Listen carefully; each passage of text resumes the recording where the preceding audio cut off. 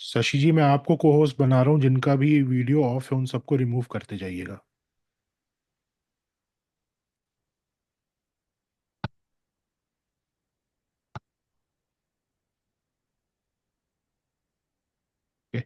Message वगैरह कुछ भी नहीं करना है, सीधा सीधा रिमूव करते जाना है जिसका भी वीडियो ऑफ दिख रहा है।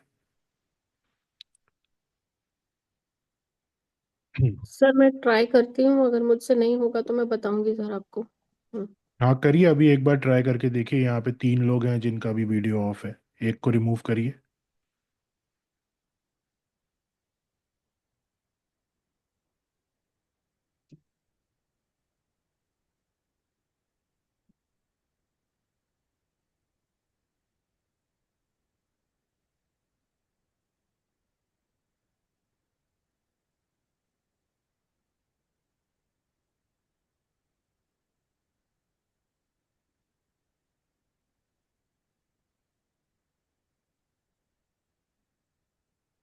हो गया।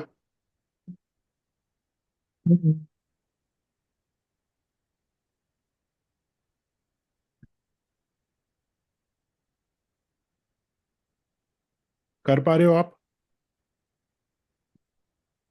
एक मिनट। हाँ, कर पा रहे हो?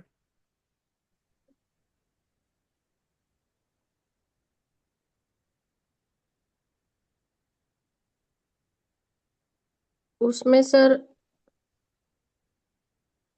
आस्क टू अनम्यूट ऐसे लिख के आ रहा है, मुझे नहीं आ रहा है सर करना। नहीं आ रहा? नहीं। शैलेंद्र जी, आप ही कर दीजिए। मैं आपको। हाँ ठीक है सर। ठीक है। आपको तो आता है ना? जी मैंने लास्ट टाइम करा था। हाँ, ठीक है। चलिए।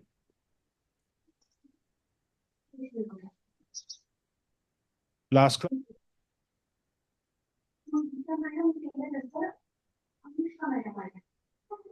सर आप म्यूट हो गए।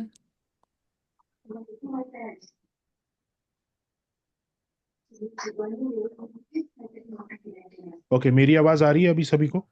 हाँ जी सर, अब आ हाँ रही। जी। कैसे? ठीक है। यस सर, आ रही है।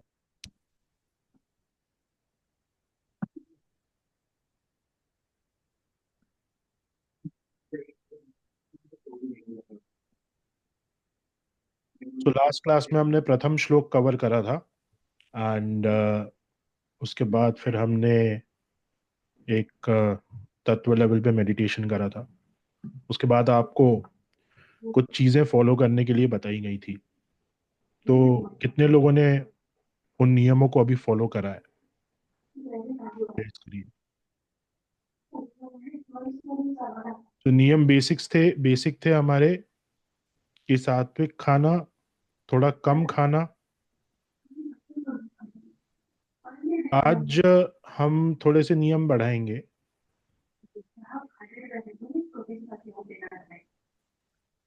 नाउ आज रात से आपको डिनर में सिर्फ और सिर्फ खिचड़ी लेनी है, बिना तड़के की। है ना? नॉर्मल खिचड़ी, बिना तड़के की। और कल और परसों और ज्यादा लाइट आपको खाना खाना है, जिस भी प्रकार से आप उसे लाइट कर सकते हैं। नॉर्मल दाल रोटी सब्जी। कल रात्रि से परसों शाम तक हमें प्रयास करना है कि हम पूर्णतः मौन रहें। हमें क्या प्रयास करना है कि हम किसी से बात नहीं करें। कल रात्रि से परसों शाम तक, शाम से अभिषेक इत्यादि 4 प्रहर की पूजा चालू होती है शिवरात्रि की। वहां पर हम अपना मौन खोल सकते हैं। अगर सुबह तैयारी आपको करनी है शिवरात्रि की पूजा की, और उसके लिए आपको लगता है कि आपको किसी से बातचीत करने की आवश्यकता है, तो कल सुबह से लेके परसों सुबह तक का भी एक दिन का पूर्णतः मौन रखा जा सकता है। और मौन का मतलब ये होता है कि किसी से भी कोई भी बातचीत नहीं करना। इंटरनेट सोशल मीडिया से बिल्कुल ऑफ रहना, क्योंकि वो भी एक तरीके की बातचीत है। कुछ भी पढ़ना नहीं, क्योंकि अगर आप पढ़ भी रहे हो तो वो भी बात है। पढ़ना भी एक कम्युनिकेशन है, किताब पढ़ना या कुछ। मौन का मतलब होता है पूर्ण मौन। यहाँ पे आपका फोन जो है वो बंद रहेगा और आपको साइलेंस ऑब्जर्व करना है पूरे दिन। इसके बारे में बात करेंगे टुवर्ड्स द एंड। हम दूसरे श्लोक पर आते हैं।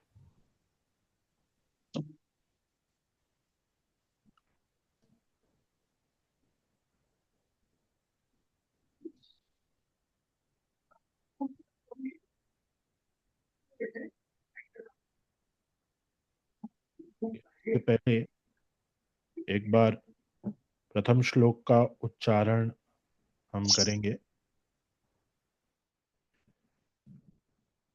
नमामि शमीशान निर्वाण रूपम विभुम व्यापकम ब्रह्म वेदस्वरूपम निजं निर्गुणं निर्विकल्पं निरीहं चिदाकाशमाकाश वासं भजेऽहम्।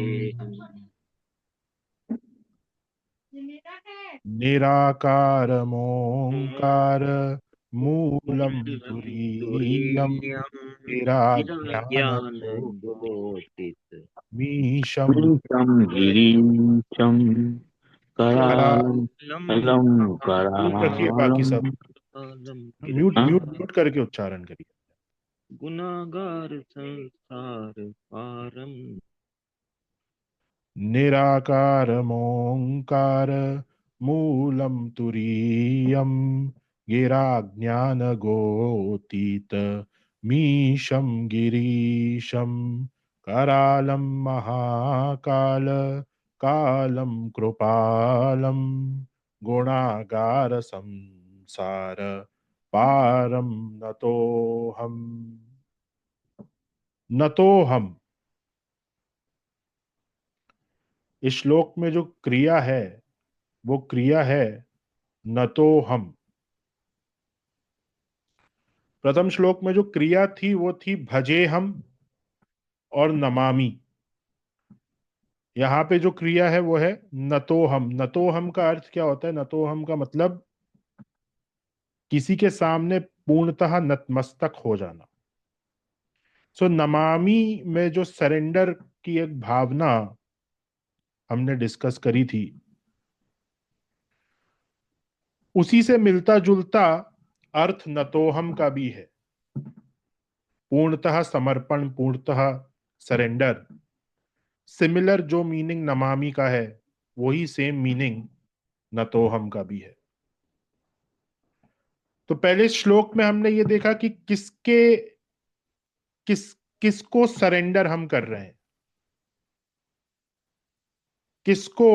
किसके सामने अपने कर्तृत्व को हम समर्पित कर रहे हैं, किसके सामने अपने कर्तृत्व को हम पूर्णतः सरेंडर कर रहे हैं।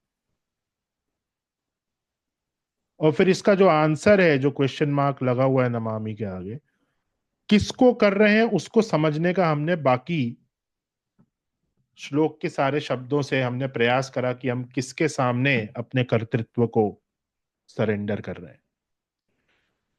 पूर्णतः जब आप अपने आप को सरेंडर कर देते हैं, कुछ बचता नहीं है, सारी चीजें ही सरेंडर हो गई, तो उस अवस्था को कहा जाता है न तो हम। तो अब यहां दूसरे श्लोक में बोला जा रहा है न तो हम, यानी कि आप बाउ डाउन कर रहे हैं, आप सरेंडर कर रहे हैं किसके आगे। अब यहां भगवान की दूसरी क्वालिटीज बताई गई हैं। सो फर्स्ट इज निराकार। निराकार, निराकार का मीनिंग यहां पे मैंने नोट डाउन करा है ताकि आपको थोड़ा बहुत इंग्लिश में समझ में आए। One who doesn't have a form, one who doesn't have a form has an ability to take a form. Everything that has form in its subtle level is formless. Form is gross and formless is subtle. अब हमें इसे समझने का प्रयास करना है कि यहाँ पे ये क्या लिखा हुआ है।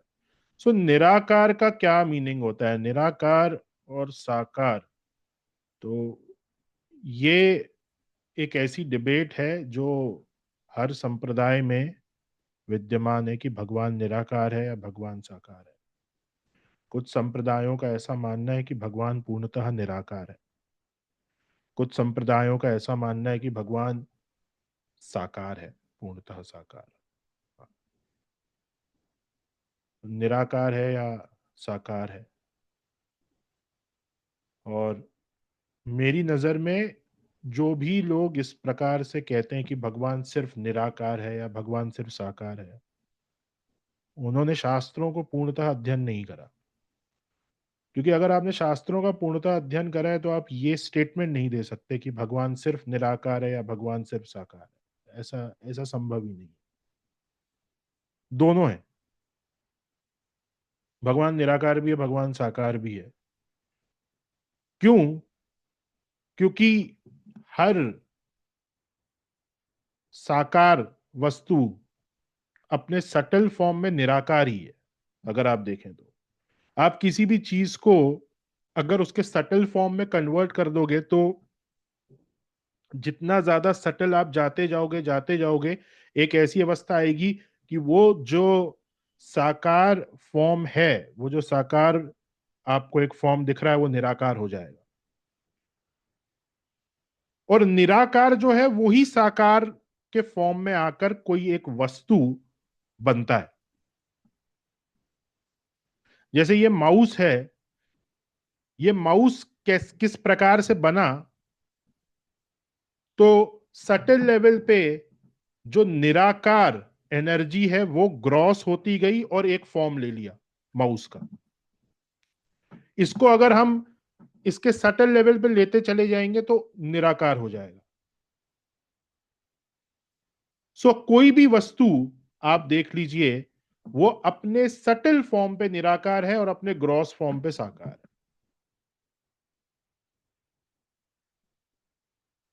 अब आपका ही एग्जाम्पल हम ले लेते हैं, एक मनुष्य का एग्जाम्पल।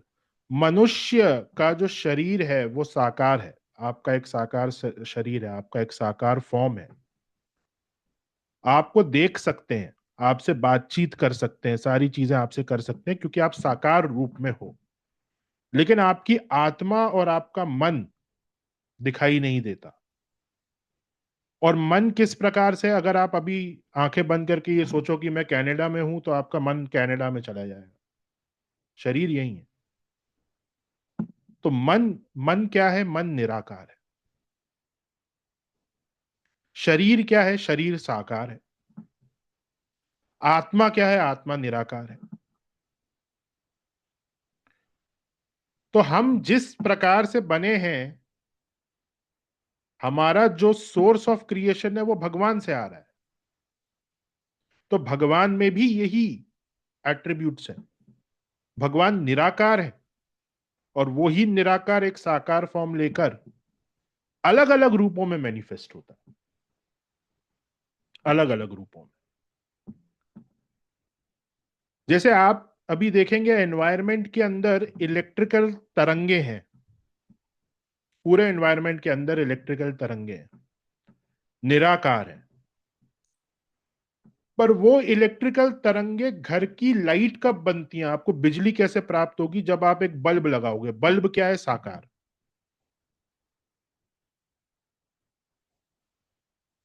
तो निराकार का जो एक्सप्रेशन है वो साकार के फॉर्म में है।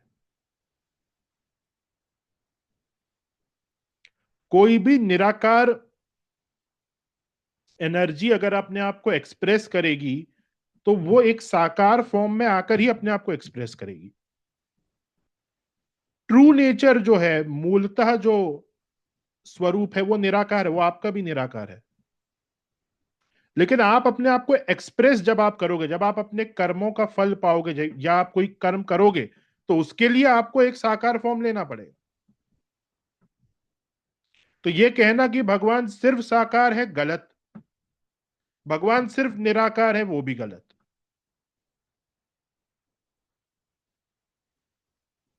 भगवान साकार भी है, निराकार भी है। निराकार के फॉर्म में वो हर जगह हर चीज में विद्यमान है, और वही निराकार जब एक साकार रूप लेता है तो आपको भगवान दिखते हैं, दिखाई देने लगते हैं। उनके 2 हाथ, 1 चेहरा, सारी चीजें आपको दिखती हैं। या अपने विराट स्वरूप में 10 हाथ भगवान के आप देख सकते हैं, वो सब साकार फॉर्म है। इसी से रिलेटेड पूजन पद्धतियों में बहुत सारा भेद आता है। बहुत सारे लोग कहते हैं कि अरे भगवान को 56 भोग लगाने का क्या मीनिंग है? भगवान तो निराकार है, भगवान को 56 भोग की आवश्यकता थोड़ी ना है। बिल्कुल सही, भगवान को 56 भोग की आवश्यकता नहीं है। लेकिन अगर आप साकार रूप में उपासना कर रहे हो तो फिर उनका पेट भी है, उनका दिल भी है, उनका मुंह भी है। आप निराकार रूप में उपासना कर रहे हो, आपको भोग लगाने की कोई आवश्यकता नहीं है। लेकिन अगर साकार रूप में कर रहे हो तो फिर भगवान के पसंदीदा व्यंजन भी हैं, भगवान को भूख भी लगती है, भगवान खुश भी होते हैं, भगवान को गुस्सा भी आता है, सारी क्वालिटीज आ जाती हैं साकार रूप में। तो वहां आपको भोग भी लगाना है, वहां पे आपको उनका ध्यान भी रखना है, वहां पे आपको उनके सामने कोई ऐसी चीज नहीं करनी कि उनको गुस्सा आ जाए, क्योंकि साकार रूप है। जैसे आपकी आत्मा को भोजन की आवश्यकता नहीं है, आपके मन को भोजन की आवश्यकता नहीं है, लेकिन आप साकार रूप में हो, आप शरीर में हो, तो शरीर को भोजन की आवश्यकता है। तो अब यही चीज अगर मैं आप सभी से कह दूं कि यार आपका तो मूलतः स्वरूप जो है आप सभी का, वो तो निराकार है, आपकी आत्मा तो निराकार है, तो फिर खाना क्यों खा रहे हो? मत खाओ। आत्मा को खाने से थोड़ी ना कोई मतलब है। लेकिन आप लोग नहीं रह पाओगे, क्यों? क्योंकि एक शरीर में हो, आप साकार शरीर में हो। वही चीज भगवान के साथ भी है। आप भगवान को एक मूर्ति के रूप में अपने घर में रख रहे हो, आप भगवान को एक फोटो के रूप में अपने घर में रख रहे हो, वो सब साकार स्वरूप है भगवान का। और उनमें विशेष पूजन पद्धति को फॉलो करना, भगवान को भोग लगाना, भगवान को नहलाना, ये सब जरूरी हो जाता है। अगर ये नहीं करोगे तो दोष है, क्योंकि आपने किसी को अपने घर बुलाया साकार फॉर्म में और उसको इग्नोर कर दिया। ये ऐसे ही हो गया कि मैं आपको इनवाइट कर रहा हूं कि आप मेरे घर में आओ, आप मेरे घर में मेरे साथ रहो, और फिर जब आप आते हो तो मैं आपको ये बोल रहा हूँ कि अरे आप तो निराकार आत्मन हो, आप तो ब्रह्म हो, आपको खाने की क्या आवश्यकता है? और आपके सामने मैं खा रहा हूं और आप भूखे खड़े देख रहे हो कि क्या हो रहा है।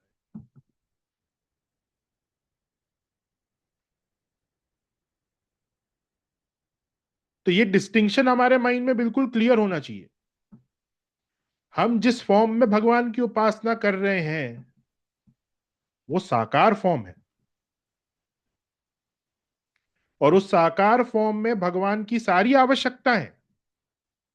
उस साकार फॉर्म में ही भगवान आपसे प्रसन्न हो सकते हैं और आपसे नाराज हो सकते हैं। अगर भगवान को प्रसन्न करना है तो निराकार स्वरूप में प्रसन्न नहीं किया जा सकता। मुझे अगर आपको प्रसन्न करना है तो मुझे साकार फॉर्म में प्रसन्न करना पड़ेगा ना आपको, क्योंकि साकार फॉर्म में ही तो आपकी लाइक्स और डिसलाइक्स है। तो प्रसन्न करने के लिए साकार फॉर्म का होना जरूरी है, जबकि भगवान का जो मूलतः स्वरूप है वो निराकार है। तो निराकार रूप में ही वो हर जगह विद्यमान है, जो हमने पिछली बार देखा था, व्यापकम, सर्वव्यापकम। कैलकुलेटर में भी भगवान है, टेबल में भी भगवान है, पेड़ में भी भगवान है, आपके अंदर भी भगवान है, मेरे अंदर भी भगवान है, हवा के अंदर भी भगवान है, जल के अंदर भी भगवान है। निराकार, मूलतः स्वरूप निराकार है।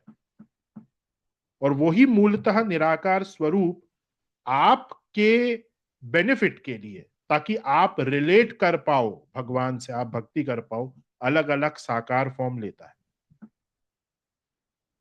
अलग अलग लीलाएं करता है, ताकि आप रिलेट कर पाओ। और ये भगवान हमारे लिए करते हैं, उनको आवश्यकता नहीं है। भगवान जो ह्यूमन फॉर्म में आपको दिखते हैं वो हमारे हमारे हमारे लिए वो फॉर्म लेते हैं, ताकि हम उनसे रिलेट कर पाए और हम उनको रियलाइज कर पाए। जो कृष्ण मेरे लिए हैं, क्या वही सेम कृष्ण एक सड़क पे चलते हुए कुत्ते के लिए नहीं है क्या? कुत्ते का भी तो एक भगवान होगा, जब कुत्ता परेशान होता होगा तो वो याद करता होगा। तो क्या कोई और भगवान आते हैं क्या उनके लिए? नहीं, वही भगवान आता है कुत्ते की रक्षा करने के लिए, जो आपके और मेरे लिए आता है। लेकिन हमारे लिए जिस फॉर्म में आ रहा है, कुत्ते के लिए किसी दूसरे फॉर्म में आता होगा। हमारे लिए ह्यूमन फॉर्म में क्यों आ रहे हैं? क्योंकि हम उस ह्यूमन फॉर्म से रिलेट कर सकते हैं,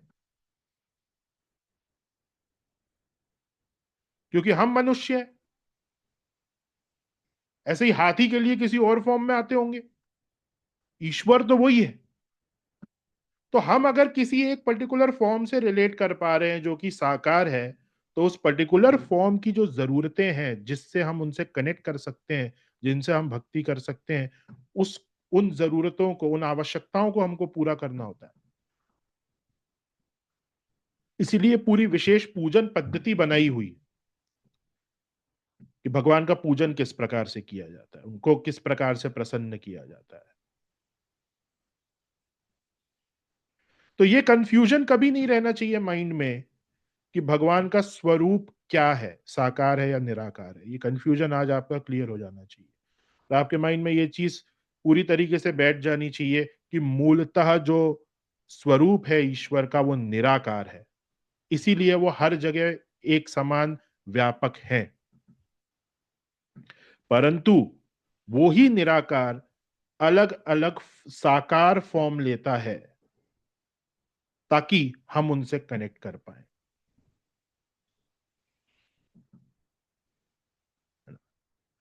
इसीलिए तीर्थ स्थलों की और मंदिरों की इंपॉर्टेंस बढ़ जाती है।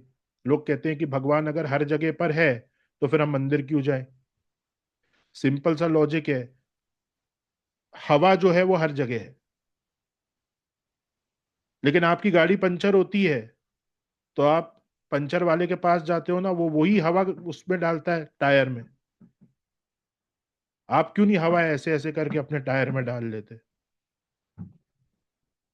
क्योंकि एक साकार एनर्जी चाहिए उस हवा को आपके टायर में डालने के लिए, एक मैकेनिज्म चाहिए। तो ये बात बिल्कुल ठीक है कि भगवान हर जगह है, लेकिन भगवान का विशेष अनुग्रह आपके अंदर, आपके ऊपर कब होगा? जब आप एक साकार फॉर्म में जाएं उनके सामने, जहां पे वो विशेष अनुग्रह, विशेष आशीर्वाद देने की स्थिति में है। जो जो भगवान मंदिर में है, जो भगवान मंदिर में है, सड़क के किनारे जो नाली है उसमें भी वही भगवान है, अंतर नहीं है।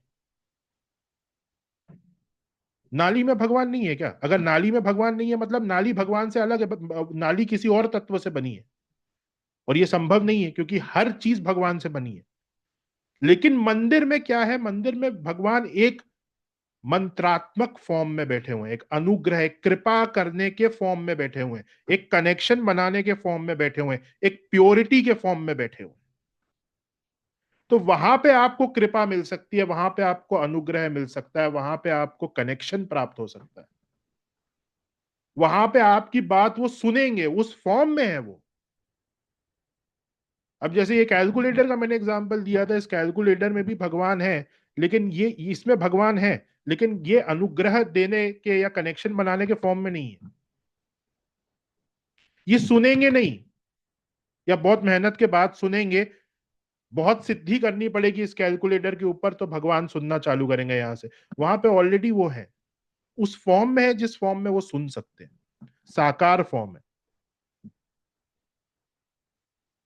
तो ईश्वर हर जगह विद्यमान है, पर मंदिरों की और जो तीर्थ स्थल है वहां पे एक विशेष, एक अलग तरीके की ऊर्जा, एक अलग तरीके के फॉर्म में वो विद्यमान है, जहां पे वो आपसे बात कर सकते हैं, आप सुन सकते हैं। सेम वही चीज है, आपकी आत्मा है, लेकिन आपकी आत्मा अपने आप को नहीं एक्सप्रेस कर सकती। आपकी आत्मा जो है वो अपने आप को एक विशेष परिस्थिति में एक्सप्रेस कर सकती है, और वो है जब आप एक साकार फॉर्म लोगे। तो निराकार, निराकार का मतलब क्या होता है? जिसका कोई आकार नहीं है लेकिन वो हर आकार ले सकता है। भगवान का कोई आकार नहीं है पर हर आकार वो ले सकते हैं। वो एक बच्चे की क्रिकेट की बॉल के फॉर्म में भी आ सकते हैं क्योंकि वो निराकार है, पर उस बॉल के फॉर्म में वो अपने आप को एक्सप्रेस अलग तरीके से करेंगे। और मूर्ति के फॉर्म में अगर आप उनको, उनकी पूजा कर रहे हो, तो वो अपने आप को एक्सप्रेस अलग तरीके से करेंगे। सिंपल सा लॉजिक है, और पता नहीं क्यों इस लॉजिक के ऊपर हजारों वर्षों से डिबेट चल रही है। सो निराकार,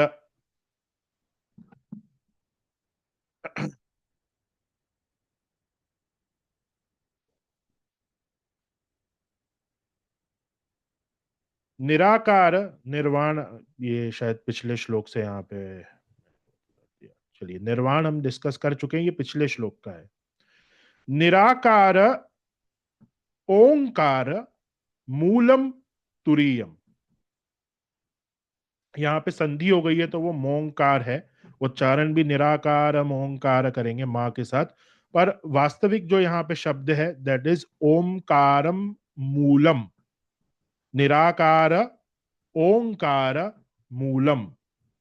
ओंकार मूलम का जो अर्थ होता है वो है सोर्स ऑफ ओंकार, जिसे ओम के थ्रू जाना जाए, जो ओम के मूल में है। हम कहते हैं कि ओम जो है वो ब्रह्मांड की ध्वनि है, तो उस ओम के मूल में कौन है, उस ओम से आप किसको जानने का प्रयास कर रहे हैं। साइंस ने ये चीज एक्सेप्ट करी है कि सूर्य से जो ध्वनि निकल रही है वो है ओम। साइंस अभी तक यहां तक पहुंच गया है, परंतु अब सवाल यह है कि उस ओम से आप किस तक पहुंचने का प्रयास कर रहे हैं, उसके जड़ में कौन है। उस ओम को अगर हम रियलाइज कर रहे हैं तो हम किस तक पहुंचने का प्रयास कर रहे हैं, कौन है वो। ओम को रियलाइज करके हम कहां पहुंचे, हमें किस तत्व का ज्ञान हुआ। तो उस ओंकार के मूल में जो है, ओंकार से जिसका ज्ञान हमें प्राप्त होगा वो है भगवान। ओमकार मूलम। नेक्स्ट तुरीयम, निराकार ओमकार मूलम तुरीयम। तुरीय अवस्था, तुरीय अवस्था क्या होती है, फोर्थ स्टेट ऑफ कॉन्शियसनेस। हमारी चेतना के 3 स्तर आप सभी को पता है, और वो स्तर क्या क्या है। एक है वेकिंग, जैसे अभी जिस स्तर में हम लोग हैं वो जागृत स्तर है चेतना का। यही स्तर ज्योतिष में ग्रहों के भी होते हैं अवस्थाओं में।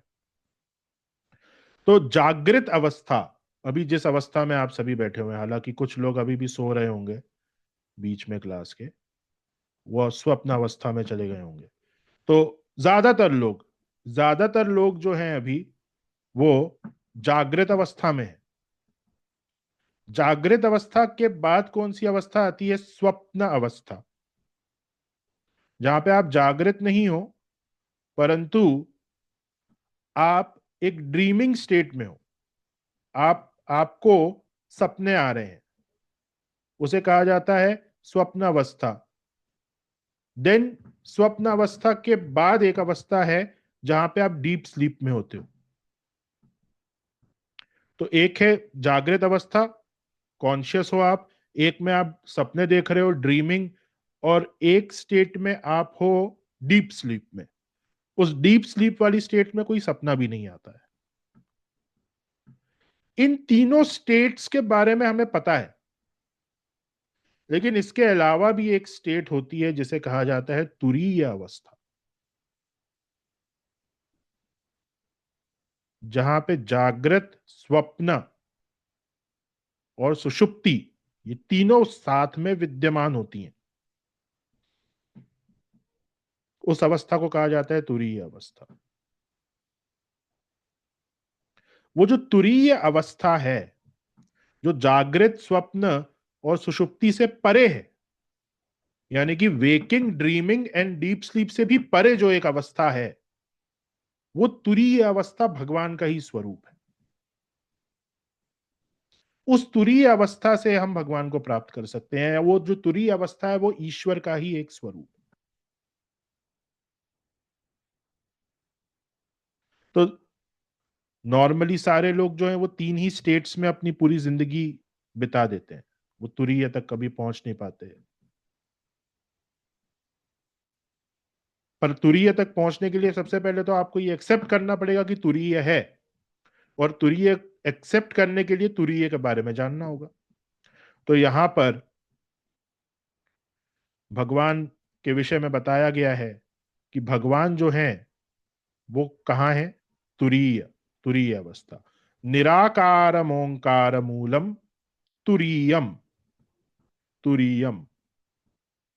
और ये जो तुरीय अवस्था है, ये तुरीय अवस्था स्टेबल अवस्था कहलाती है। ये चेंजलेस है, ये कभी चेंज नहीं होती। बाकी की 3 अवस्था जो है वो चेंज होती जाती हैं। जैसे अभी आप जाग रहे हो, कुछ समय के बाद आप सो जाओगे।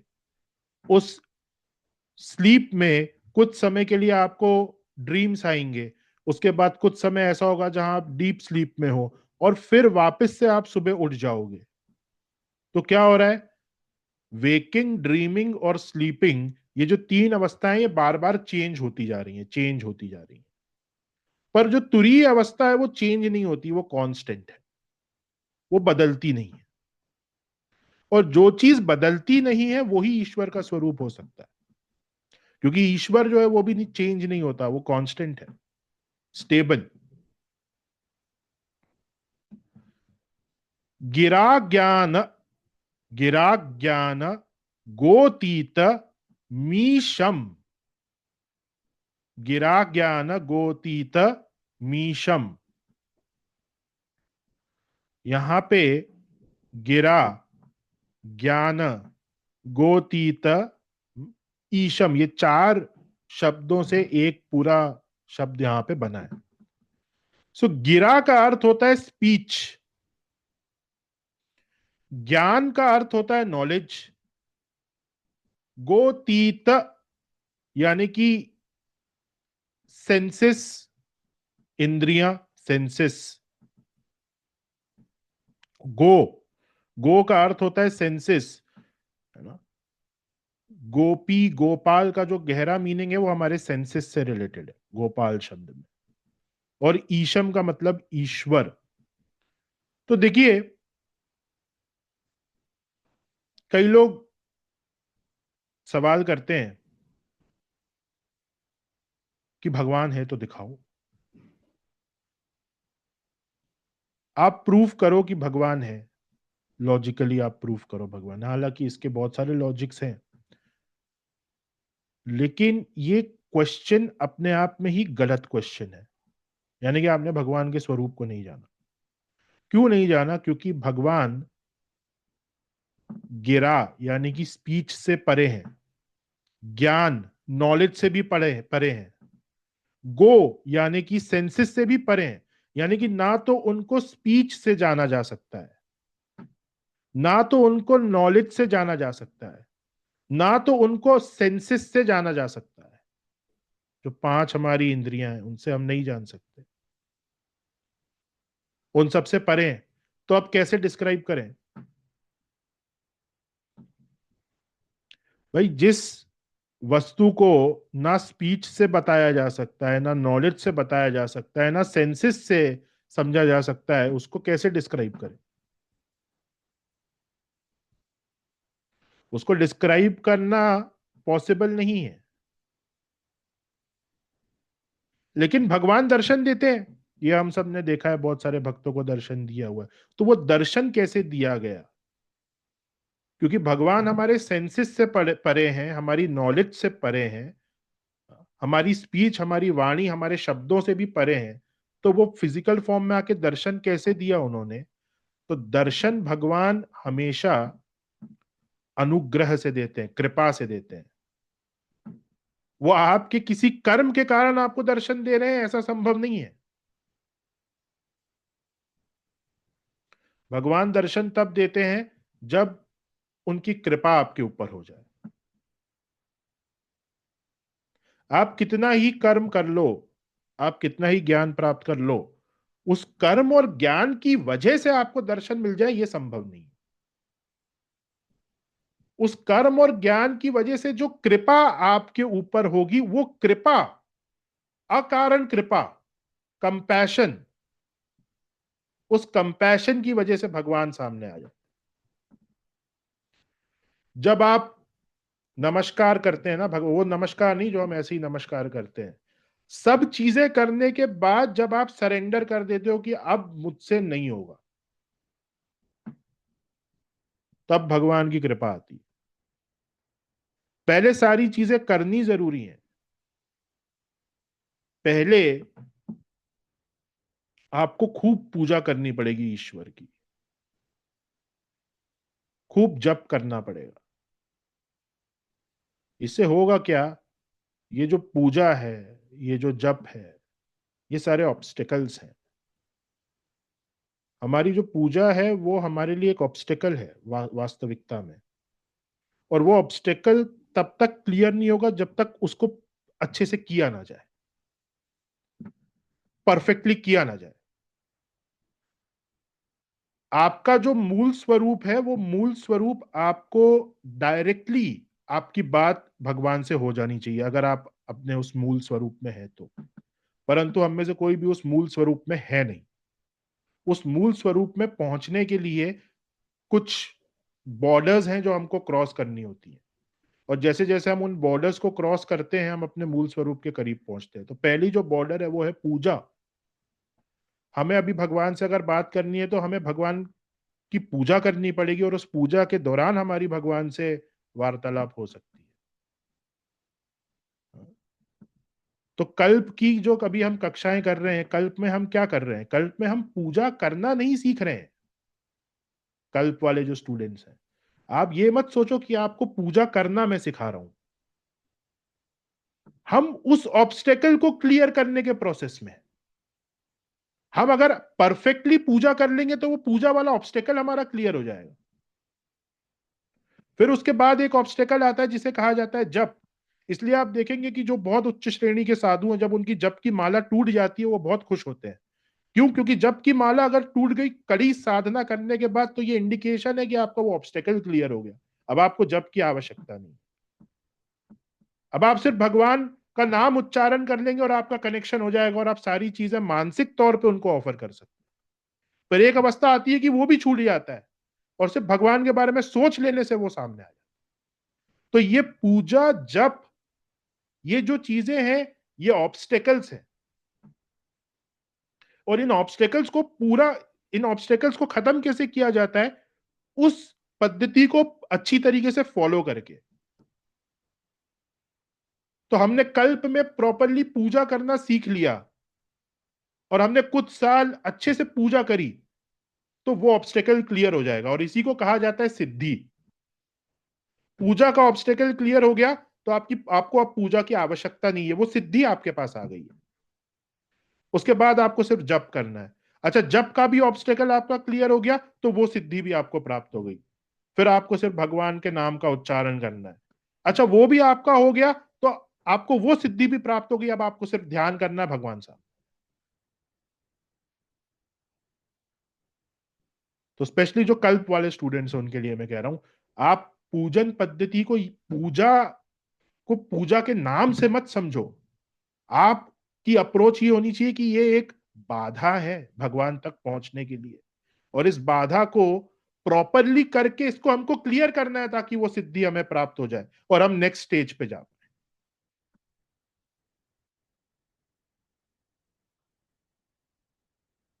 तो अब हम किस विषय पे थे? हाँ, अनुग्रह। तो भगवान दर्शन आपको तब देते हैं जब ये सारे ऑब्स्टेकल्स आप पार कर लो ना। भाई, आपने बहुत पूजा करी, उसके बाद बहुत जप किया, आपने बहुत भगवान को समझने का प्रयास करा, और फिर एक समय आएगा कि आप थक जाओगे, आप हार जाओगे, और जो वास्तविक सरेंडर है वो उसी स्टेट में होगा आपका। अब ऐसा नहीं कि किसी ने कुछ मेहनत ही नहीं करी और पहले ही कर दिया कि यार भाई हमें हमें हमने सरेंडर कर दिया।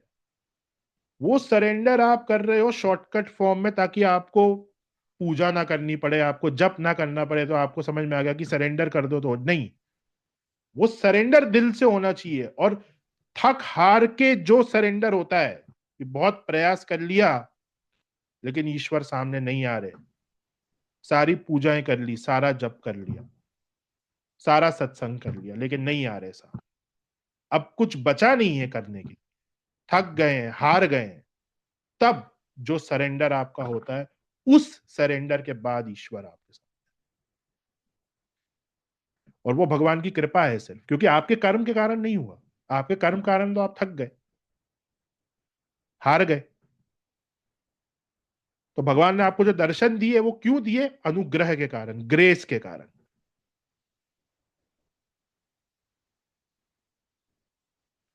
सो गिरा ज्ञान गोतीतमीशम, गिरा ज्ञान गो, स्पीच नॉलेज सेंसेस, इनके जो ईश्वर हैं,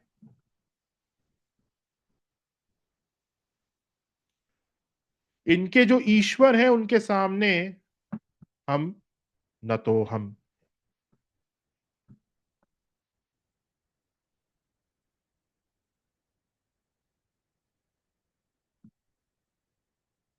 निराकार ओंकार मूलम तुरीयम गिरा ज्ञान गोतीतम ईशम। गिरीशम, गिरीशम का सामान्य अर्थ होता है लॉर्ड ऑफ माउंटेन्स, या जो कैलाश। अब लॉर्ड ऑफ माउंटेन्स कौन है? ज्योग्राफी के हिसाब से भी अगर आप देखोगे तो पहाड़ों का जो राजा है वो है कैलाश, कैलाश पर्वत। कैलाश पर्वत को वास्तविकता में बोला जाता है गिरीशम। तो जो कैलाश पे वास करते हैं उन्हें कहा जाएगा गिरीशम, है ना। पर ये सिर्फ एक सामान्य अर्थ है कि ईश्वरों का, पर्वतों का स्वामी या कैलाश का स्वामी जो है वो है गिरीश। हमें यहाँ पे थोड़ा सा और डीप में जाने की आवश्यकता है। यहाँ पे पर्वत जो है वो किस चीज का सिंबल है? जैसे पहाड़ों में अगर आप लोगों की जिंदगी देखोगे तो पहाड़ों में लोगों की जिंदगी बहुत ही सहज है। पहाड़ों में लोगों की जिंदगी बहुत ही सिंपल है, बहुत ही काम है, कोई विशेष शो ऑफ नहीं है, बहुत ही सिंपल, सहज और काम एक जिंदगी है। और अगर आप पहाड़ को देखोगे तो सारे पहाड़ एक ही शेप में होते हैं, ट्रायंगल शेप, बेसिक शेप वही है, ट्रायंगल। अच्छा, ट्रायंगल में क्या होता है, जो नीचे का जो बेस है, नीचे का बेस बहुत बड़ा होता है, और फिर वो बेस धीरे धीरे करके ऐसे कॉन्ट्रैक्ट होते हुए जाता है ऊपर, और ऊपर वो एक पॉइंट बन जाता है। तो वो नीचे इतना बड़ा है, और इतना बड़ा, इतने बड़े से वो धीरे धीरे करके कॉन्ट्रैक्ट होता होता होता होता होता ऊपर जाता है, और वो एक पॉइंट बन जाता है। तो जैसे जैसे पहाड़ ऊपर जा रहा है वैसे वैसे वो कॉन्ट्रैक्ट हो रहा है, और जैसे जैसे वो नीचे जा रहा है वैसे वैसे वो एक्सपैंड हो रहा है ना। यही पहाड़ का स्वरूप है। तो गिरीशम का जो अर्थ होता है वो होता है पहाड़ के ऊपर तक पहुंचना, जहां पे सिर्फ एक सिंगल पॉइंट है। हमारी अभी की जो अवस्था है वो नीचे है, जहां पे हम संसार में है। संसार मतलब बहुत ज्यादा एक्सपेंशन, बहुत सारी चीजें होना, एक एक्सपैंडेड स्वरूप। हम बहुत सारी जगह अपने एनर्जी को इन्वेस्ट कर रहे हैं। बच्चे का स्कूल है, बच्चा पढ़ाई नहीं कर रहा, वहां पे हमारी एनर्जी जाएगी, ठीक है। वाइफ का अफेयर चल रहा है किसी के साथ, तो वहां पे भी एनर्जी चली गई। ऑफिस में प्रमोशन नहीं मिल रहा, वहां पे भी एनर्जी चली गई। अच्छा, रिश्तेदारों के यहाँ पार्टी में जाना है, वहां पे भी एनर्जी गई। एक संसारिक व्यक्ति की जो ऑरा है वो कितनी लंबी है, कितनी सारी चीजों में एनर्जी जा रही है। तो घर में लाइट चली जाएगी तो वहां पे अब सोचना पड़ेगा लाइट क्यों गई यार, फोन करो वहां पे इलेक्ट्रिसिटी बोर्ड वालों को, बुलाओ उनको, लाइट आए। लाइट की जरूरत है क्यों? क्योंकि अरे वो हमने लिया हुआ है इंडक्शन, खाना उसी पे पकता है, लाइट नहीं आएगी तो खाना कैसे खाएंगे। अच्छा चलो लाइट आ गई, खाना खा लिया, चलो एक चक्कर काट के आते हैं। अरे वो दोस्त से मिल लेंगे, उससे 5,000 रुपये उधारी दी हुई थी, वो वापस भी लेने हैं, फोन ही नहीं उठा रहा, आओ मिल के आते हैं उससे। तो ये क्या है, ये पहाड़ का बेस है इतना बड़ा। फिर सारे रिश्तेदारों के यहाँ रिश्तेदारी निभाने जाना पड़ेगा। फिर मान लो किसी का वो फोन आया, मामा जी सीढ़ी से गिर गए, उनका पैर टूट गया, चलो उनको देखने भी जाना है, नहीं तो क्या सोचेंगे हमारे बारे में। फिर मिठाई लेके जानी पड़ेगी, कौन सी मिठाई पसंद है मामा जी को, पता लगवाओ पहले, फिर वहां जाएंगे और फिर लेके। तो पहाड़ का बेस है। अब पहाड़ के बेस से जैसे जैसे आप ऊपर जाओगे वैसे वैसे ये संसार छूटेगा और आपकी जो एनर्जी है वो कॉन्ट्रैक्ट होने लगेगी। बहुत सारी चीजों की जगह अब थोड़ी बहुत चीजों में आपकी एनर्जी कॉन्ट्रैक्ट हो जाएगी। फिर ये सांसारिक चीजें छूटेंगी, है ना। फिर सबसे पहले रिश्तेदारों को अलग, ये मतलब नहीं है चलो मामा जी की हड्डी टूट गई है कोई बात नहीं, हमें अपना जो हमारा रूटीन है, स्पिरिचुअल रूटीन, हमें वो फॉलो करना है। तो आपकी एक लेयर कम हो गई, आप थोड़े से ऊपर आ गए पहाड़ के। फिर अभी नवरात्रि आ रही है, 9 दिन के लिए हमें कुछ नहीं चाहिए, बॉस को मना कर दो, ऑफिस हम नहीं जाएंगे, हम सिर्फ साधना करेंगे। आप थोड़ा और ऊपर आ गए, ऑफिशियल वर्क भी आपका छूट। ऐसे कर करके जितना ज्यादा आप साधना में ऊपर जाते जाओगे वैसे वैसे आप कॉन्ट्रैक्ट होते जाओगे। और एक समय ऐसा आएगा कि कॉन्ट्रैक्ट होते होते आप बिल्कुल टॉप पे पहुंच जाओगे, जहां पे सिर्फ एक पॉइंट है, और वो एक पॉइंट जो है वो है गिरीश। तो गिरीश तक पहुंचने के लिए जरूरी यह है कि जिस बेस पर हम हैं, पहाड़ के जिस बेस पर हम हैं, वहां से चीजों को छोड़ते छोड़ते, कॉन्ट्रैक्ट करते करते हम ऊपर जाएं। लेकिन होता क्या है, इस लोग इसका ऑपोजिट करते हैं। वो कॉन्ट्रैक्ट करने की वजह और एक्सपैंड कर रहे हैं। और एक्सपैंड कैसे हो रहा है, अभी 10 दोस्त थे अब 20 हो गए, और कर्म आपने क्रिएट कर लिया अब 10 लोगों के साथ।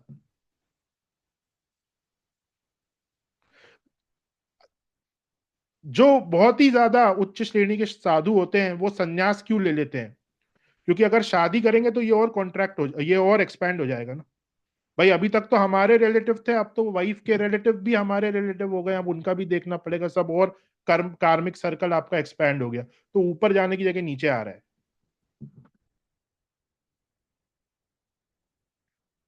हालांकि गृहस्थ का भी एक अपना अलग महत्व है स्पिरिचुअलिटी में, है ना। गृहस्थी भी बहुत जरूरी है, पर उसके बारे में बाद में बात करेंगे। अभी आपको यह समझना है कि एक्सपेंशन और कॉन्ट्रैक्शन में क्या अंतर है, पहाड़ के ऊपर जाना और पहाड़ से नीचे आना। अगर आप बहुत ज्यादा संसार में इन्वॉल्व हो रहे हो तो आप पहाड़ से नीचे आ रहे हो, आप एक्सपैंड कर रहे हो। और संसार से जितना ज्यादा आप कट रहे हो उतना ज्यादा आप कॉन्ट्रैक्ट कर रहे हो, पहाड़ के ऊपर जा रहे हो। और पहाड़ के ऊपर एंड में जो आपको प्राप्त होगा वो ईश्वर है, गिरीश। गिरीश उसी को बोला जाता है जो ऊपर एक पॉइंट है पहाड़ का, सिंगल पॉइंट, उसके ऊपर फिर कुछ नहीं।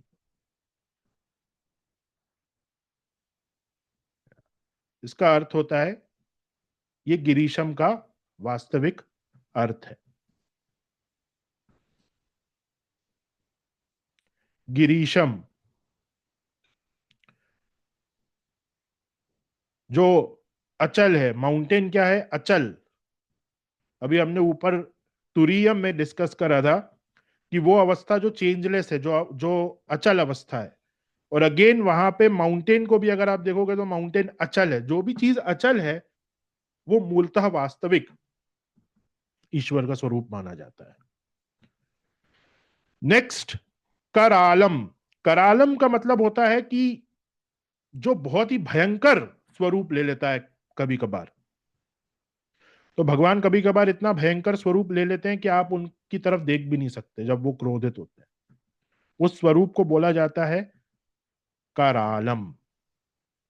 करालम, महाकालम। महाकाल मतलब जो मृत्यु की मृत्यु का कारण बन जाए, जो डेथ की ही डेथ का कारण बन जाए। डेथ का मतलब होता है किसी को मार दिया गया, लेकिन उसी डेथ को ही अगर मार दिया जाए तो वो जो स्वरूप है भगवान का, उस स्वरूप को कहा जाता है मृत्युंजय। और मृत्युंजय का ही एक नाम है महाकाल। महाकाल का मतलब होता है जो बर्थ और डेथ की साइकिल से परे हो, जो मृत्यु को ही खत्म कर दे, यानी कि मृत्यु को खत्म कर देना मतलब अमर, अमर तत्व। वो जो स्वरूप है भगवान का, वो मृत्युंजय स्वरूप, उसी का नाम है महाकालम।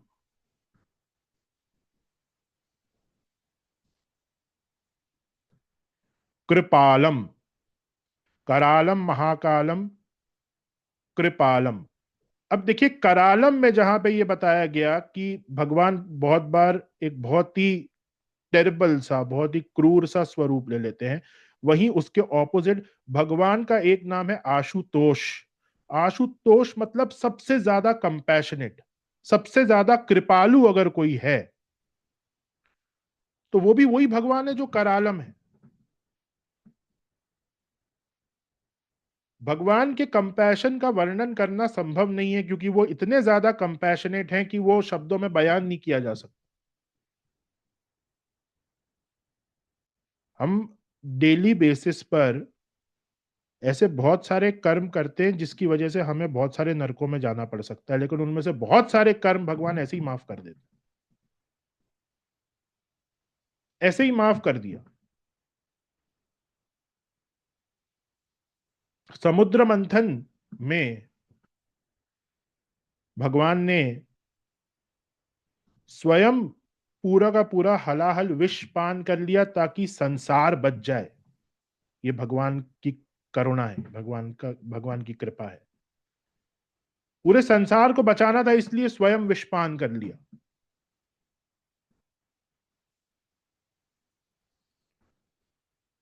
तो भगवान के कंपैशन का वर्णन करना बहुत मुश्किल है। श्रीमद् भागवतम में इसके इस विषय के ऊपर बहुत डिटेल में बतलाया गया कि बेसिकली भगवान का जो कृपा स्वरूप है, जो कंपैशनेट स्वरूप है, वो कितना महान है। अच्छा, भगवान का कृपालु स्वरूप तो चलो बहुत दूर की बात है, जो सिद्ध संत हैं, जो सिद्ध साधु हैं, उनका जो कृपालु स्वरूप है उसको भी बयान करना बहुत ही कठिन है।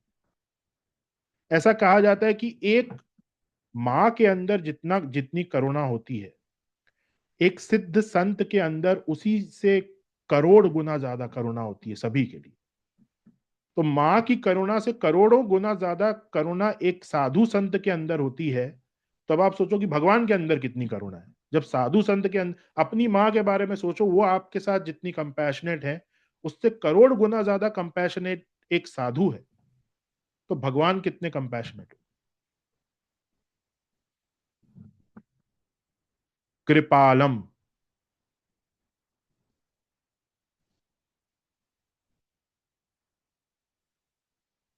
गुणागार संसार पारम, गुणागार संसार पारम। He is abode of virtues beyond the realm of change, beyond the संसार। भगवान इज चेंजलेस। इस श्लोक में भगवान का जो अचल स्वरूप है उसको बार बार एम्फसाइज करने का प्रयास करा गया है।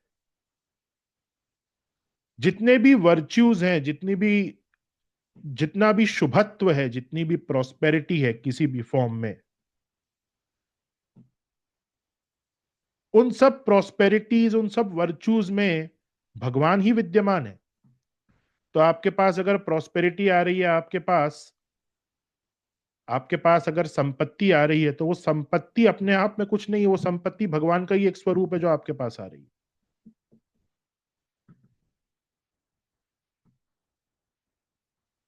भगवान जिस तरह से सृष्टि के शुरुआत में और उससे भी पहले जिस प्रकार से अचल स्वरूप में वो विद्यमान थे, अभी भी वो वही अचल स्वरूप में है और आगे भी उसी अचल स्वरूप में रहेंगे। इसीलिए आप देखेंगे, आप ईश्वर को कुछ भी अगर ऑफर कर रहे हो, तो आप बिल्कुल निश्चिंत होकर बेस्ट ऑफ बेस्ट ऑफर कर सकते हो। जैसे कि आप मान लो अपने किसी फ्रेंड को गिफ्ट दे रहे हो और आपको अपने फ्रेंड को प्रसन्न करना है, तो आपने उसके लिए गोल्ड का गिफ्ट खरीदा और आपने उसको वो गिफ्ट दिया, तो क्या होगा? कुछ समय के लिए वो खुश रहेगा, कुछ समय के लिए वो खुश रहेगा, लेकिन बाद में वो चेंज हो जाएगा। उस खुशी का वो एक्सप्रेशन भी आपके साथ कर देगा 2 महीने, 3 महीने, 4 महीने, 6 महीने की, ये तो मेरा बेस्ट फ्रेंड है, ये मेरा ये है वो है। उसके बाद नहीं। क्यों? क्योंकि वो अचल नहीं है, वो स्टेबल नहीं है, वो एक इंसान है जो चेंज होगा। पर वही गोल्ड का गिफ्ट, मान लो गोल्ड की कटोरी अगर आपने भगवान को समर्पित कर दी, तो भगवान चेंजलेस हैं, वो पुण्य आपके साथ हमेशा रहेगा, करोड़ों सालों तक। जब तक ये सृष्टि है वो पुण्य आपके साथ है, और इस सृष्टि के विनाश होने के बाद भी वो पुण्य आपके साथ है, क्योंकि आपने भगवान को समर्पित किया, आपने उसको समर्पित किया जो चेंज नहीं हो सकता, जो स्टेबल है।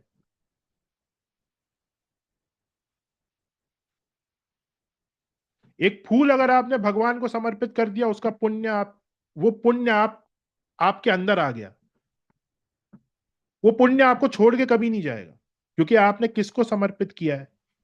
आपने ईश्वर को समर्पित किया है। वो चेंज नहीं होते, तो उनको जो भी चीज समर्पित की गई है वो चेंज कभी होगी नहीं।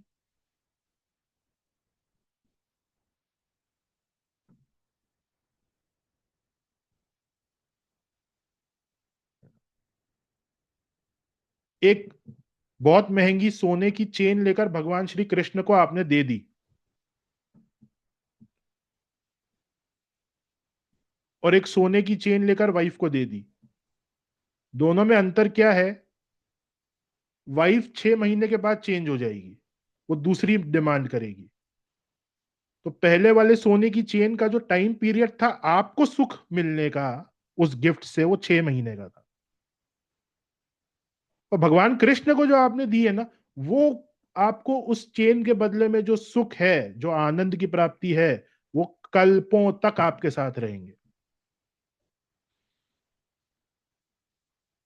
वाइफ को भी देना जरूरी है, ऐसा नहीं मैं कह रहा हूं कि वाइफ को दो ही नहीं, है ना। पर जैसे अगर 1 लाख रुपए की चेन वाइफ के लिए आप प्लान कर रहे हो, तो 50,000 की वाइफ के लिए प्लान कर दो, 50,000 की भगवान के लिए प्लान कर दो। भगवान को कुछ भी अगर आपने ऑफर किया, वो आपको छोड़ेगा नहीं। वो द्रव्य तत्व लेवल पे आपको नहीं छोड़ेगा। अगर आप घटिया से घटिया चीज ऑफर करोगे, तो वो घटिया से घटिया चीज आपको नहीं छोड़ेगी।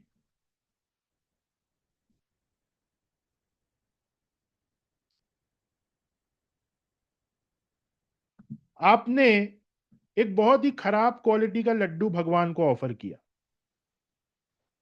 तो तत्व लेवल पे वो चीज आपको कभी नहीं छोड़ेगी, वो आपके आपके आपके लाइफ में किसी ना किसी तत्व के फॉर्म में मैनिफेस्ट हो जाएगी।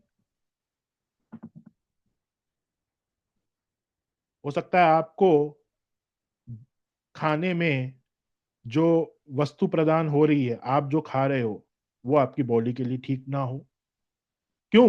क्योंकि आपने एक खराब वस्तु ईश्वर को ऑफर करी, और ईश्वर जो है वो कभी चेंज नहीं होते। यहां पर भगवान आपको पनिश नहीं कर रहे, आप समझो, साइंटिफिक लॉजिक से आप समझो।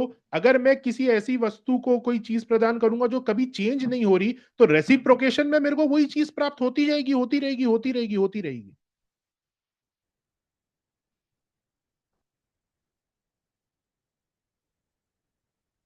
तो केमिकल के फॉर्म में मैंने अगरबत्ती भगवान को ऑफर करी, तो वो केमिकल मेरी लाइफ में आता जाएगा, आता जाएगा। किस फॉर्म में? आप बीमार हो सकते हो, आपको दवाई खानी पड़ेगी, दवाई इज अ केमिकल। आपने केमिकल दिया, आपको केमिकल प्राप्त हुआ।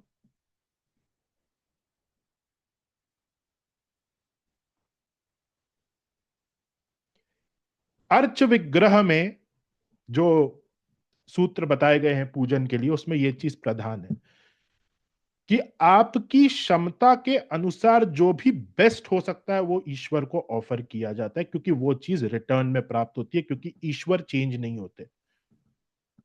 यहां पे वर्ड यूज करा गया क्षमता। अब किसी की क्षमता है कि वो प्लास्टिक के प्लेट में भगवान को खाना खिलाए, वो उसकी रियल क्षमता है, वो इससे ऊपर नहीं जा सकता। तो यहां पर ईश्वर उस प्लास्टिक को गोल्ड समझ के उसमें खाना खा रहेंगे और आपको गोल्ड ही प्राप्त होगा, क्योंकि आपने अपनी क्षमता के अनुसार बेस्ट मटेरियल यूज करा। गोल्ड जो है वो वास्तविकता में बेस्ट मटेरियल है, लेकिन आपकी क्षमता के अनुसार plastic is gold for you, तो आपने उस प्लास्टिक को गोल्ड के ही भाव से दिया है भगवान को, तो आपको गोल्ड ही प्राप्त होगा। परंतु क्वेश्चन यहां पर यह है कि आपको अपने आप से सच्चा होना पड़ेगा। आप यहां पर झूठ नहीं बोल सकते। आपकी क्षमता सिल्वर की है, लेकिन आप ऐसा दिखा रहे हो कि भाई हम तो तांबे में ही दे सकते हैं, है ना। जो चीज चेंज नहीं हो सकती वो उस चीज को पकड़ लेगी कि आपकी असली क्षमता क्या है। तो अगर चांदी की क्षमता है तो चांदी में ही ऑफर करना है, अगर स्वर्ण की क्षमता है तो स्वर्ण में ही ऑफर करना है, अगर प्लास्टिक की क्षमता है तो प्लास्टिक में ही ऑफर करना है, अगर पत्ते की क्षमता है तो पत्ते में ही ऑफर करना है। ये जरूरी है कि आपकी क्षमता के अनुसार आप कर रहे हो, आप वहां पे फरेब नहीं कर रहे, आप वहां पे झूठ नहीं बोल रहे। सबको अपनी क्षमता मालूम है कि हम क्या कर सकते हैं, तो आप करो ना भाई। आप जिस किसी को भी कुछ ऑफर कर रहे हो, इवन अगर आप खुद भी खाना खा रहे हो, तो आप क्यों खाना खा रहे हो? ताकि आपको उस खाने से सुख प्राप्त हो, आपका शरीर चले। जरूरी है, ठीक है, खाओ, कितना चला लोगे? और 40 साल 50 साल, एक ना एक दिन शरीर खत्म होगा। उसके बाद वो खाना जो आपने खुद खाया है उसका यूसेज खत्म हो गया आपका। पर जो खाना ईश्वर को आपने ऑफर करा है वो हर जन्म में आपका पुण्य बन के आपके साथ खड़ा होगा। तो इन्वेस्टमेंट करना है तो आप करो ना, उस चीज में करो जो हमेशा आपके साथ रहेगी।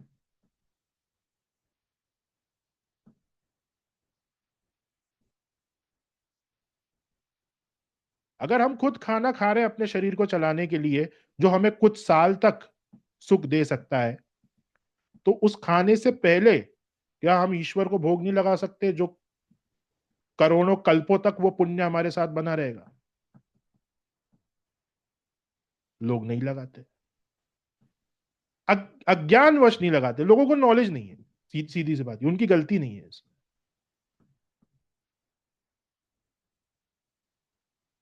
कुछ भी हम ऑफर कर रहे हैं, एनिवर्सरी पे वाइफ के लिए एक रिंग लेके जा रहे हैं, तो एक 10 ग्राम की रिंग आपने अपनी वाइफ को दी, बहुत अच्छी बात है। 1 ग्राम का सोने का सिक्का भगवान के नाम भी कर दिया साथ में। कोई बोले हमारा 10 ही ग्राम का बजट था, ठीक है, 8 ग्राम की ले लो वाइफ के लिए, 2 ग्राम वहां दे दो।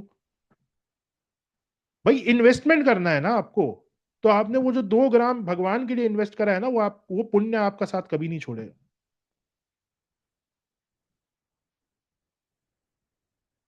तो वाइफ के साथ साथ भगवान को भी दे दिया। भाई अपने लिए नई ड्रेस खरीदने गए, साथ में एक भगवान के लिए भी खरीद के लेके आ गए। ये छोटी छोटी सी चीजें हैं जो भक्ति के अंदर आती हैं, कोई बहुत बड़ा विशेष उसमें प्रयोजन नहीं है। बस आपको अपने आप से ट्रुथफुल रहना है कि भाई मेरे पास 10,000 रुपए हैं जो मैं अपने शॉपिंग के लिए खर्च कर रहा हूं, उस 10,000 रुपए में से 7,000 का मैंने अपने लिए खरीद लिया, मैंने 3,000 रुपए का भगवान के लिए खरीद लिया।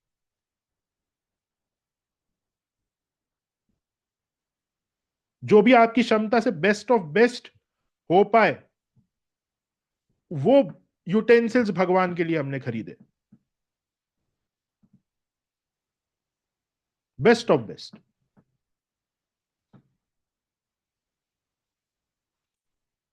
ये सारी चीजें, तो इस श्लोक के अंदर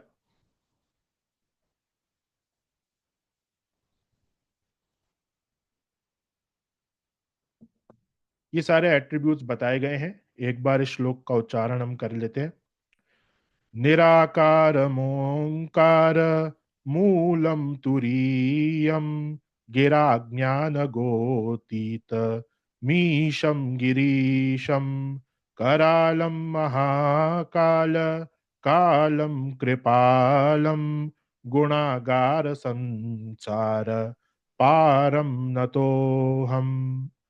तो अब ये मीनिंग समझने का जो इम्पोर्टेंस है वो यही है कि जब आप इसका उच्चारण करें तो एक एक शब्द के साथ वो एट्रीब्यूट जो है भगवान का वो आपके दिमाग में आ जाना चाहिए। इसे कहा जाता है जप। जप का यही अर्थ होता है। जप में और चैंटिंग में जो बेसिक डिफरेंस है वो यही है कि उच्चारण जो है वो बिना बिना ज्ञान के भी किया जा सकता है, बिना मीनिंग के। उसमें भी भगवान कुछ ना कुछ आशीर्वाद आपको प्रदान करते हैं, लेकिन जब जो है भावार्थ, जो डीपर भावार्थ के साथ जो जप किया जाता है उसका कंपैरिजन किसी अन्य चीज से नहीं है।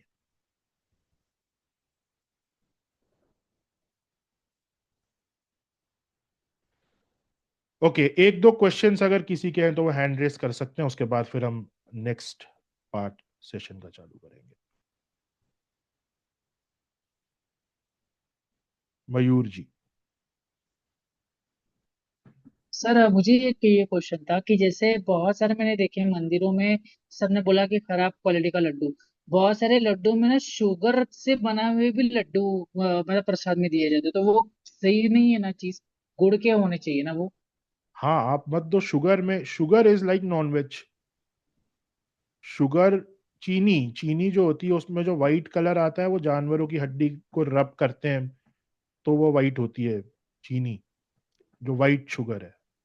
ये सर मेरे हम हमेशा मेरे दिमाग में सवाल घूमता था कि जब कोई व्रत रख रहा है तो शुगर का क्यों यूज करे, ये हमेशा मेरे दिमाग में घूमता रहता सवाल, पर कहीं आंसर नहीं मिला इसका मुझको। मतलब हाँ, चीनी का मतलब यूज नहीं किया जाता है। वास्तविकता में हाँ। चीनी का यूज नहीं किया जाता है। लेकिन जैसे अगर आप किसी तीर्थ स्थल पे और आपके पास कुछ नहीं है, किसी तीर्थ स्थल पे, वहां पे आपको जो प्राप्त हो रहा है, जो लड्डू प्राप्त हो रहा है वो आप दे सकते हो भगवान को। लेकिन अगर आप ओके। अपने शहर में हो तो आप प्रयास करो कि आप शुद्धता के साथ जो चीज बनी हुई है वो आप लेके जाओ। तीर्थ स्थलों में ये एक एक्सेप्शन है, क्योंकि तीर्थ स्थल में जैसे आप अगर वृंदावन जाते हो तो ब्रजवासी जो वहां के मूल निवासी हैं वो एक तरीके से भगवान कृष्ण के सखा हैं सब, जिनको वृंदावन वास मिला है इस जन्म में।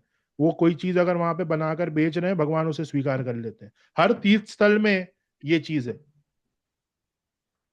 लेकिन फिर भी अगर आपके अपने प्रयास से आप बेस्ट टू बेस्ट जो भी कर सकते हो वो आपको कर लेना चाहिए। और जैसे वो माँ काली का जो रूप होता है उनको तो नॉनवेज ही दिया जाता है, मतलब लाइक उसमें तो वो कितना, मतलब वो नहीं, तत्वों ऐसा के हिसाब ऐसा से होता है। ऐसा नहीं है। ये गलत फहमी अच्छा। है। ये अच्छा। गलत फहमी है कि महाकाली को नॉनवेज दिया जाता है। वो उनको भोग के स्वरूप में नहीं दिया जाता है। जो भी उग्र देवी, देखिए बलि का जो प्रोसेस है वो बलि के प्रोसेस को पहले आपको समझना होगा कि बलि एक अघोर मार्ग की प्रक्रिया है जिसमें कि उन जानवरों की बलि दी जाती है जो किसी यातना को भुगत रहे हैं उस जानवर की योनि के अंदर। तो बलि में ऐसा नहीं है कि किसी भी जानवर को पकड़ा और उसको काट दिया और वो ऑफर कर दिया, ऐसा नहीं है। अच्छा। जो अघोरी हैं उनके पास एक विद्या होती है जिस विद्या के थ्रू वो आइडेंटिफाई कर सकते हैं कि ये जो जानवर है ये एक पनिशमेंट भुगत रहा है इस योनि के अंदर, पीड़ा में है। उस जानवर को लिया जाता है और उग्र किसी भी देवी के सामने उस जानवर की बलि दी जाती है ताकि उस योनि से उसको ऊंची योनि अब मिले, क्योंकि देवी के सामने हुआ है।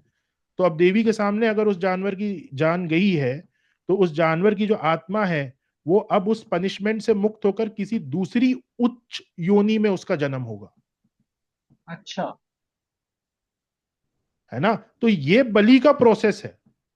ऐसा नहीं है महाकाली को नॉनवेज का भोग लगाया जाता है, नहीं, वो जो बलि दी गई है उसको ऑफर कर दिया जाता है बस, ओके ओके कि ओके। माता इसको अब आपके चरणों में ऑफर कर दिया गया है, आप इसकी मुक्ति करो, इसको उच्च कोई दूसरी योनि करो ताकि ये भी जो सोल है वो आपकी भक्ति कर सके। थैंक यू सर, क्योंकि ये कंफ्यूजन हमेशा क्योंकि नॉलेज, आपने सही बोला, नॉलेज नहीं होती है तो बहुत ये होता है कि कंफ्यूजन में भी रहते हैं हम कि पता नहीं क्या सही कर रहे हैं क्या गलत कर रहे हैं। तो ये बात अपने बहुत आज डीप दूसरा बात जो बोली। बलि का विधान है वो ये है कि कोई ऐसा समय आ रहा है ज्योतिषीय गणना के अनुसार कि बहुत खून खराबा होने वाला है उस पर्टिकुलर टाइम पीरियड में, युद्ध होने वाले हैं, बहुत सारी चीजें।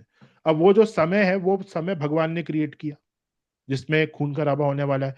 और वो खराब समय क्यों भगवान ने क्रिएट किया? जितने लोग उस उन सालों में जीवित हैं उनके बुरे कर्मों के वजह से उनको वो चीज फेस करनी पड़ेगी।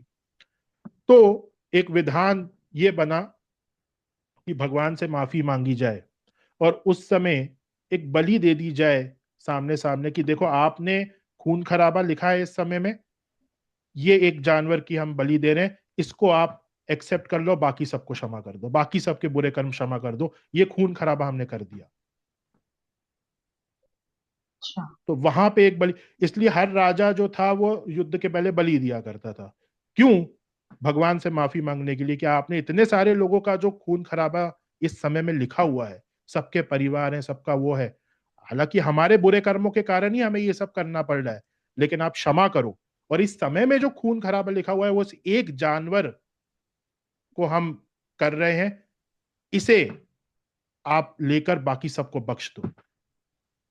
हालांकि इसका भी दोष है, ये भी जो चीज करी जा रही है शास्त्र में, इसका भी दोष है जो राजा अपने ऊपर ले लेता था कि इस निर्दोष की जो बलि चल रही है उसका जो दोष है वो मैं पूरा अपने ऊपर ले रहा हूं, लेकिन मेरी प्रजा की रक्षा हो जाए। अच्छा। जो वास्तविक बलि है वो तो उसी लिए दी जाती थी कि जो प्रताड़ित आत्मा है उसकी मुक्ति हो पाए, वहां दोष नहीं था। और वो कौन कर सकता है? वो संसार में या जो भक्ति मार्ग में लोग हैं वो नहीं कर सकते। जो संसार से बिल्कुल कटे हुए हैं, अघोर मार्ग में है, सिर्फ उनको वो अधिकार है किसी प्रताड़ित आत्मा को मुक्त करने का, वो बलि वो ही कर सकते हैं। ये दूसरी वाली जो बलि होती थी ये राजा महाराजा किया करते थे अपनी प्रजा को बचाने के लिए, और सामने वाले भी जो उनका दुश्मन है भाई वहां पे भी इतना खून खराबा होना है, उसको भी माफी मांग के बचा लिया जाए। तो अब वो जानवर को वहां पे काटा गया है ना, वो मंदिर प्रांगण के अंदर उसकी बलि दी गई, तो उसको फेंक नहीं सकते आप,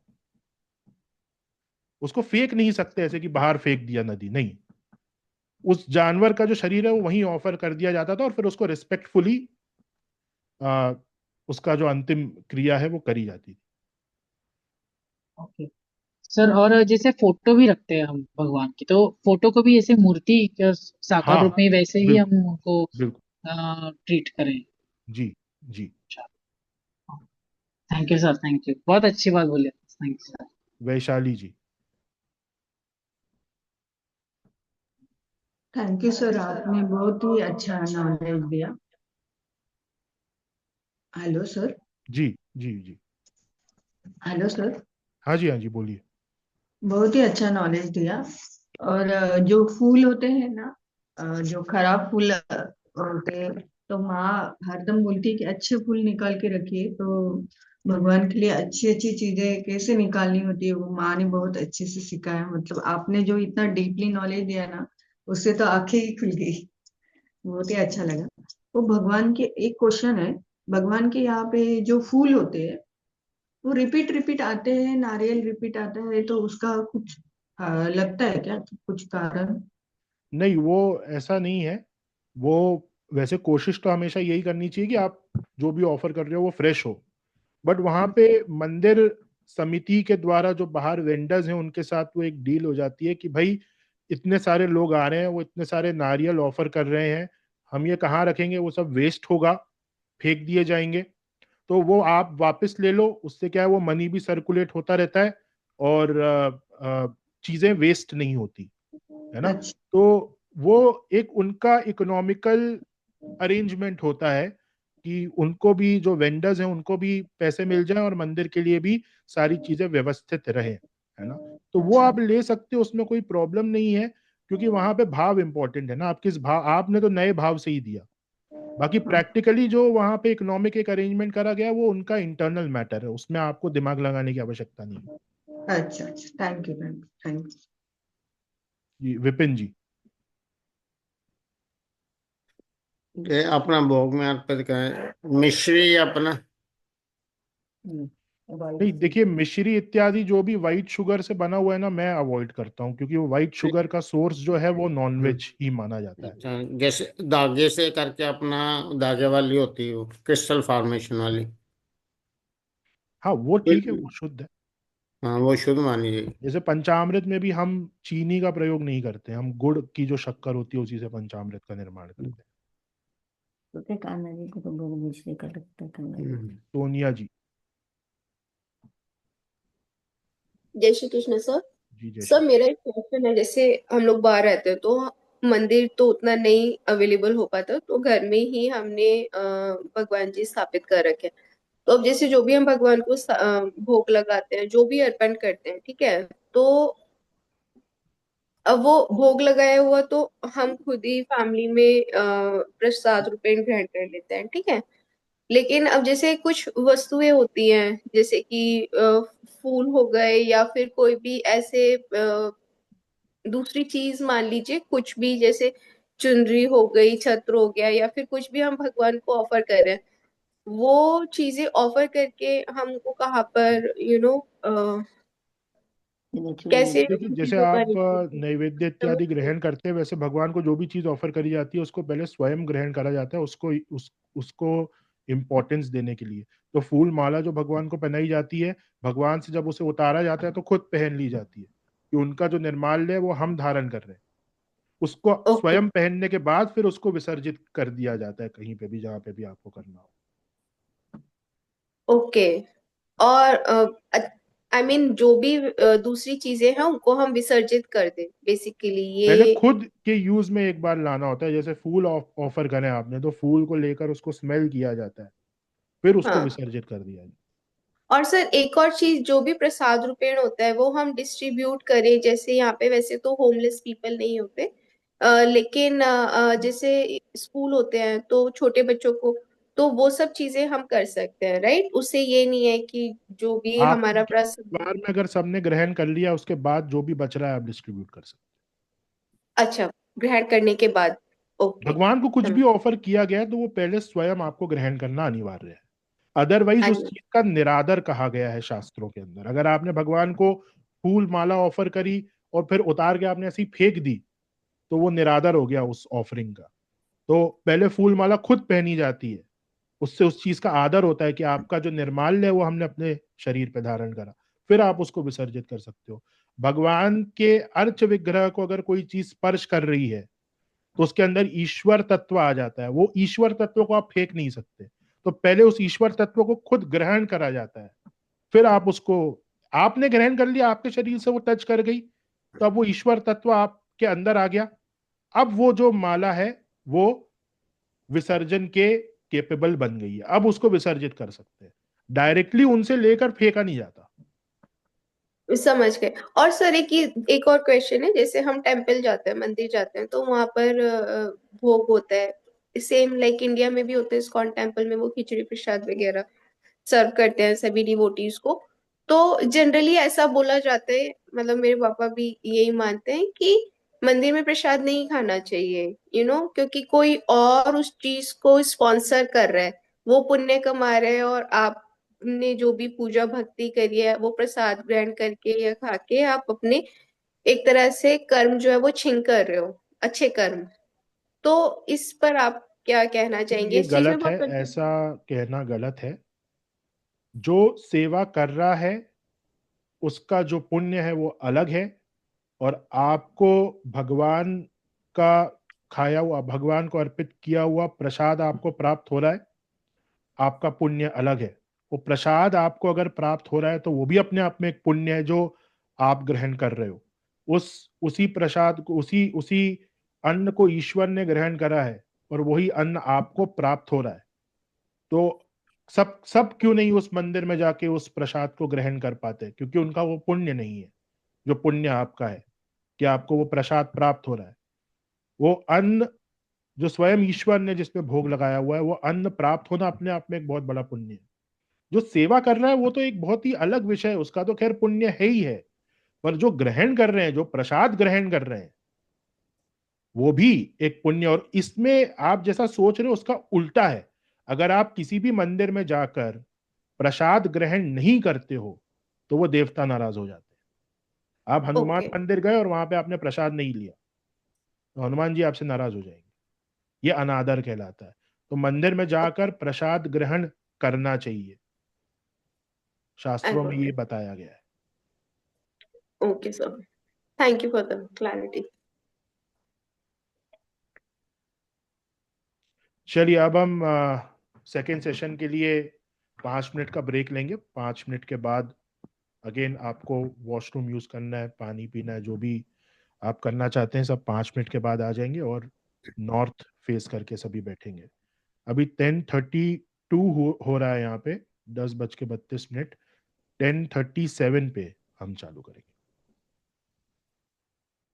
तिलक लगाना से क्यों वैसे कि तिलक भी ले आए और लगाना से कित्थों लिया भैया? और मंदिर बंद कर और